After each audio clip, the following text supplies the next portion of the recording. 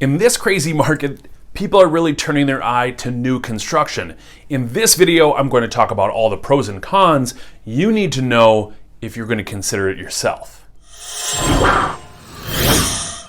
Hey everyone, I'm Nick Sundahl with Acta Homes, and this is Minneapolis Living. If this is your first time here, I make videos about moving and living here in the Twin Cities. I also share real estate tips, tricks, and market updates. So if that's the content you're looking for, well, you know the drill. You gotta subscribe. This video is all about pros and cons of new construction in real estate, specifically here in the Twin Cities. And I want you to watch to the end because I've got a couple of tips on how you can get to that new construction home better, more efficiently, and maybe save you some coin. Now on to our pros and cons. The first pro is that you get to do whatever you want. Now, maybe not whatever you want. If it's a custom home build, you've got a custom home builder, you get to choose everything. If you're looking at purchasing maybe in a new construction community, most builders will have a series of choices you can make. For example, they might have 3 choices on flooring, or they might have 3 choices on cabinetry or countertops, things of that nature. So you get a semi-custom feel to it, but these builders are building large swaths of homes, so they buy in bulk, which means you have choices, but you don't have full choices. The nice thing is you do get to make it yours, and you get to make it, put your own stamp on it. Now, the con side of that is you get to make all of these choices, and it can be tedious, time consuming, and frankly, it can be overwhelming because there are a lot of choices, especially if you go the custom home route. When it comes to custom homes, you're picking out everything. You either meet with your designer or your architect, and you're picking out every last detail. If you go into a new construction community, you can pick all sorts of things. But again, those choices can be overwhelming and they can be time consuming. So you really need to be prepared to take that time to make those decisions. The next pro about new construction are the lower maintenance costs, at least early on. In the first, say, 5 to 7 years, you really shouldn't have to worry too much about your refrigerator breaking down or the furnace going out. These things are brand new. They have warranties. They are usually the most technologically advanced versions of themselves when you buy brand new. So you have also great energy efficiency within, and you keep your costs lower. Of course, when you're buying something that's been used or a resale house, you might run into a water heater that goes out that you need to replace in the first few years. So having that brand new construction gives you a sense of security in terms of the big things going out. With that also comes a nice long warranty with these products. So the flip side of that is you have a life cycle with anything in your home, whether that's the roof, or the windows, or the furnace. Eventually, these things are going to need to be replaced or repaired. And unfortunately, a lot of them hit their milestones at kind of the same time. So you want to make sure you are maintaining your appliances well. They get serviced regularly. You want to make sure that things get repaired and replaced, maybe even before they absolutely need to, so you can stagger those costs over the length of the time you'll be in that home. So the pro, brand new. The con, you might have a big bill coming down the pipeline. One of the better things about new construction is our next pro, and that's they're newer communities, which means they have amenities. A lot of these brand new communities have designated park areas. They have sidewalks on both sides of the road. They may even have a community pool of some kind. So having brand new amenities, that means also maybe like brand new grass everywhere. So it always looks really great. And along with that comes associations more often than not. Now, the pro here for associations is that it keeps everybody in line in terms of maintaining their home. The con with associations and these brand new communities is, one, it's added cost.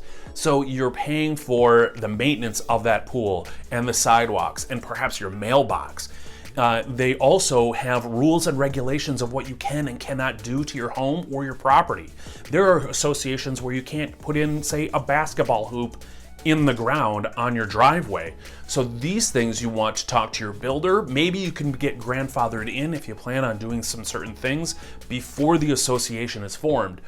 But the pro obviously is that you've got a brand new nice community and a lot of great amenities. The con, you pay for it and there might be some rules and regulations that you don't agree with. My next pro is the convenience of building a new home. There are plenty of new construction areas, especially here in the Twin Cities, where you can go pick out and build your new home. And this is especially convenient in a big seller's market. When you're competing against other buyers to buy that used house and bidding against them, maybe just meeting with a builder and building what you want gives you a level of convenience, and you don't have to find the competition or battle with the competition out there in the resale market. The flip side of that is you are limited to the communities that you can build these homes in. If you plan on building a custom home, you need to find either an open lot or at least an inexpensive lot and a tear down and building your custom home, which adds a lot more of expense to it. So while that might be convenient in terms of finding the lot and building the house and doing it on your timeline, the inconvenience of being forced into a particular community might not be for everyone. My last pro is really a simple one. It's brand new. Nobody else has ever lived in it, which means, I don't know, if you're weirded out by somebody else using the toilet or the shower, well, new construction is for you. The other thing is, the ductwork is completely clean. It's nobody else's, dog hair or dust and dirt and dander. So having that brand new home and knowing you're going to be the first one to live in it is a huge pro. The flip side of that is new is always more expensive than used. So you do pay a premium when buying new construction. And to be clear, just because it's listed at, say, $450,000 doesn't mean you get everything with that $450,000. They might not finish the basement. So just because it looks really attractive, there may be added cost if you want certain finishes or if you want certain landscaping done. Perhaps you wanted an irrigation system put in. These things may or may not be included in the price of the home. And when it comes to new construction, you don't get to negotiate nearly as much as you would on a resale home. If you're finding this video helpful in your journey to new construction, please hit the like button. It really helps my video get out to more people. And if you've ever had experiences with new construction, leave a comment, but don't forget to subscribe. Now to those 2 tips that I promised at the beginning of the video. The first one is, it's always a good idea to have a home inspection, even on new construction.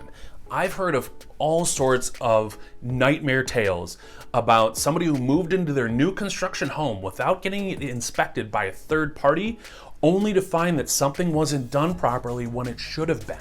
For example, did they put in enough insulation in the attic? Or do all the outlets work properly? Do the appliances work properly? Some of these things, the construction company doesn't test. They don't do. So having that peace of mind by using a third-party inspector who frankly is looking out for your best interest because you're paying them will go a long way to keeping your mind at ease. Not to mention, if there are any fixes that need to be done, that construction company will be able to fix them quickly and before you actually move into the home.